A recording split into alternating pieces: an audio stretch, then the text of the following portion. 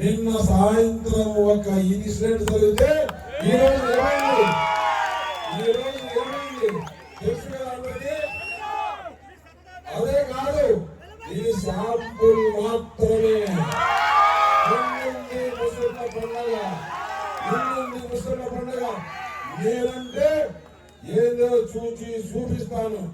అతని మాట ఎత్తాలంటేనే భయపడే విధంగా చేసి చూపిస్తుంటే నా పేరు రమేష్ కాదు, నేను ఈ ప్రాంతానికి రానని చెప్పేసి చెప్తున్నా. ఎందుకు చెప్తున్నానంటే నేను ఎక్కడ కూడా ఎవరికి కూడా ఇంతవరకు చిన్న ద్రోహం చేసిన దాఖలాలు లేవు. నేను ఎక్కడ దౌర్జన్యం చేయలేదు. మంచిగా పేరు తెచ్చుకున్నా. రమేష్ అనుకుంటే ఏదైనా చేయగలుగుతాడు, అతని వల్ల అవుతుందని పేరు తెచ్చుకున్నానా లేదా?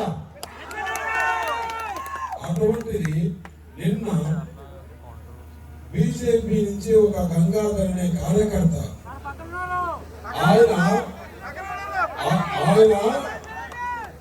ఆయన కొట్టారు. ఎవరు కొట్టారు?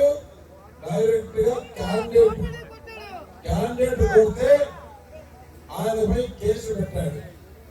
నాకు ఫోన్ వచ్చింది, కార్యకర్తలు దారుణంగా కొట్టారు, కింద పడేసి చెప్పుతో కొట్టారు, కాలుతో తొక్కారు. పోలీసు ఎస్ఐ నరేంద్ర అనే ఈ దేవరాపల్లి ఎస్ఐ ఎదురుగానే కొట్టడం జరిగితే ఎస్ఐపై అతను కాపాడి తీసుకొని వచ్చాడు.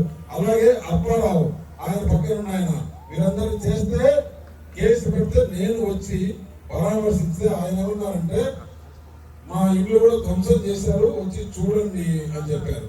సరే వెళ్దామంటే ఇంత కథన ఏమని అనుకుంటున్నామో చూడు. రేపు ఆ గ్రామంలో మేము తిరుగుతా, ఆ గ్రామంలోనే మేము ఓట్లు తెచ్చుకుంటాం. చూద్దామా?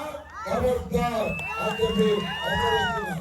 నేను వెళ్తా, ఎవరు అడ్డుపడతారో చూద్దాం. ఏమనుకున్నారు? తమాషానా చేసి చూపిస్తా. నాకు ప్రతి ఒక్కరి గురించి తెలుసు. నా దగ్గర మొత్తం వీడియో ఉంది. అందరూ దొరికిపోయారు. మొత్తం మాడుగులలో 3 ఊరికి తిప్పుతా. 3 ఊరికి బట్టలు కూడా తీసి తిప్పుతా. ఏమంటున్నారు మీరు? నేను ఇంతకన్నా ఎక్కువ మాట్లాడదలుచుకున్నా. చేసి చూపిస్తా. అయిపోయింది ఇలా పని. అబ్బా కూతురు పని అయిపోయింది. ఒక కన్న కొడుకును ఏ విధంగా చూసాడో మనం చూశాం. ఇతను ఎవరు? వారి భార్య తమ్ముడిని కొడతాడంటే నువ్వు ఎంత మనిషి వాడు కావాలి? నీ భార్య ఏమని కావాలి? పైలోకంలో ఉంటే ఆమె ఎంత బాధపడుతుంది? నువ్వు ఒక ముసలాగా అలా మేనత్ అంట. నువ్వు చేసేది అన్యాయం అంటే ఆమెను ఆ వయసులో పట్టుకొని కొట్టాడంటే ఇతను మనిషా మృగమా? నేనంట ఇతన్ని రెక్కీ చేశానంట. ఇతను పెద్ద ఇంటర్నేషనల్. అసలు రెక్కీ అంటే ఏదో చెప్పను.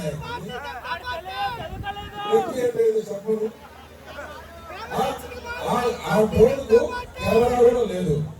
పోలీసులు చెప్పారు వాళ్ళకి ఏమీ లేకుండా. ఎందుకంటే డిపాజిట్లు కూడా రావట్లేదు అనే ఫ్రస్ట్రేషన్ లో వాళ్ళతో ఈ విధంగా దౌర్జన్యం చేస్తే, ఎందుకంటే ఎలక్షన్ సమయం కాబట్టి నేను కూడా ఓపిక పట్టా. చూసా, నా కళ్ళారా ప్రతి ఒక్కరిని చూసా.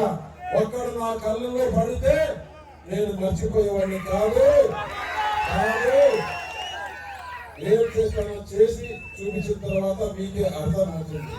కాబట్టి నేను ఒకటే అడుగుతున్నా,